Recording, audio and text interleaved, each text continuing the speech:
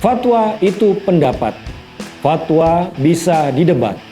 Fatwa tidak mengikat. Fatwa itu opini, tidak suci, meniscayakan toleransi. Dan sebaik-baik fatwa, suara hati nurani. Inilah Fatwa Guntur Romli. Assalamualaikum warahmatullahi wabarakatuh. Salam sejahtera untuk kita semua. Shalom, shalom aleichem, Om Swastiastu, Namo Buddhaya, Widek Dongcien, Rahayu, Salam Nusantara. Pemirsa Cokro TV, kita dikejutkan oleh kejadian dari orang-orang yang katanya mengaku sedang beribadah puasa, tapi bertindak aneh. Ada patung Bunda Maria di Kulon Progo, Yogyakarta yang dituding mengganggu kehusyuan beribadah puasa ataupun katanya beribadah di masjid, kemudian minta ditutup. Saya jadi heran, ini jenis keimanan model apa kok takut kepada patung? Ingat ya, ini patung. Keyakinan jenis apa dalam agama, tapi kok takutnya pada patung? Ini mengherankan sekaligus aneh. Dan patung merupakan produk seni dan juga penanda dan juga simbol. Patung berbeda dengan berhala. Berhala itu disembah, diyakini.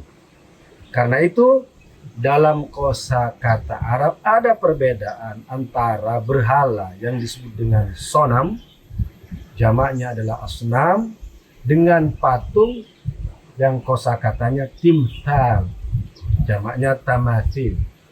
Jadi ada perbedaan. Sekarang orang-orang Arab membedakan antara yang disebut dengan patung timthal dengan berhala sonam. Berhala sonam saat ini sudah tidak ada karena tidak ada yang menyembah patung. Kalau patung disembah, barulah menjadi berhala. Patung Bunda Maria adalah produk seni, seperti saya katakan tadi, dan juga sebuah penanda untuk rumah doa atau apapun, seperti halnya simbol-simbol yang dikaitkan dengan agama-agama yang lain. Misalnya sering masjid identikkan dengan kubah, dengan simbol bulan sabit dan bintang, dengan menara dan sebagainya. Nah, kalau ada orang yang mengaku beragama, tapi takut kepada patung, takut kepada produk seni, takut kepada simbol, maka perlu dipertanyakan keimanan dia. Dia harusnya mempertanyakan keimanannya dirinya sendiri, bukan malah mengurusi orang lain. Apalagi katanya bahwa di situ sudah ada masjid. Nama masjidnya kalau tidak salah Al-Barokah. Kalau sudah ada masjid, orang sholat, orang puasa, kenapa masih khawatir, takut kepada sebuah patung? Ini yang menurut saya mengherankan.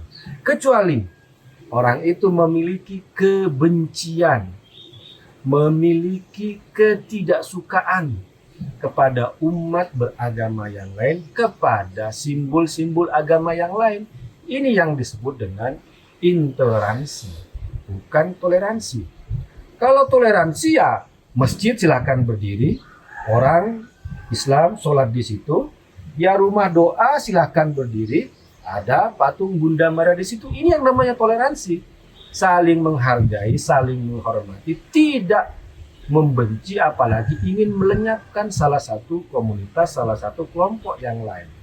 Karena itu kejadian yang ada di Kulon Progo di Yogyakarta ini sangat mengherankan. Apabila misalnya Penegak hukum mengatakan bahwa sudah ada intimidasi dari ormas-ormas yang mengatasnamakan Islam. Seharusnya penegak hukum itu menindak ormas-ormas yang melakukan intoleransi itu.